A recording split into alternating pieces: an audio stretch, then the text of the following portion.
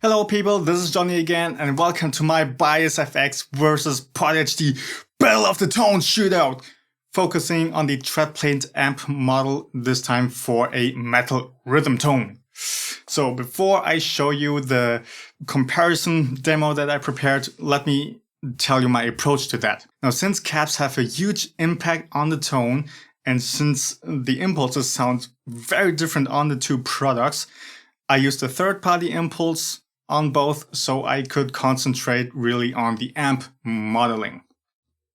And then I wanted to make the tones as similar as possible, and slight differences you still hear, that is what I am interested in, because that is where the definition and the modeling characteristics lie. So without further ado, let's listen in.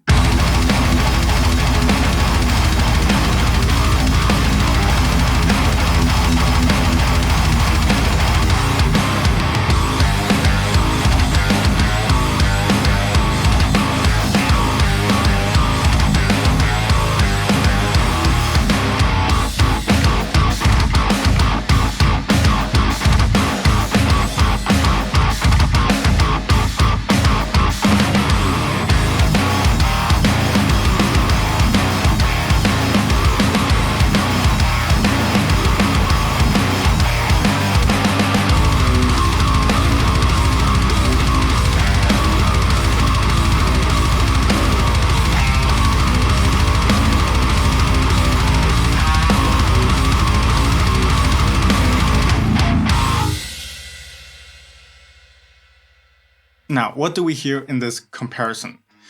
Well, I noticed one major thing. The pod sounds more transparent on the upper mid-range, and bias sounds more defined on the lower mid-range. Now, which one you prefer over the other, I guess it's up to you. For me personally, I prefer the pod, because the upper mid-range is more important for making the guitars cut through in the mix. So I give the upper mid-range this little bit more priority. But of course that does not mean that the lower mid-range on the pod is not good or anything. Don't get me wrong, it's also very defined and nice. Bias is just a hint better.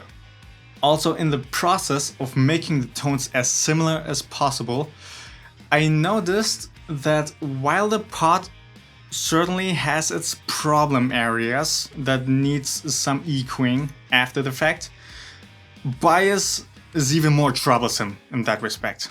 The upper mid-range of it is quite unruly and it needs more work than the pod, definitely.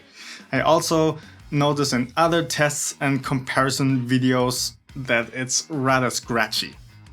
Okay, that whole 2 to 4K area in bias, it's just nasty. So yeah, that's my observation anyways. And then on a more personal note, so my opinion, bias doesn't give me the tone that I'm after. On the album Inspiring Nightmare, I pretty much got what I wanted. But of course, there I also used a cap from the Pod HD, so makes sense that bias won't ever give me that same tone, of course. And also, bias seems kind of slow, really. I have a rather fast workflow and it feels like it takes forever until it finally loads up its libraries. Now, my final thoughts, for what it is and what it does and for its price, Bias FX is certainly very good.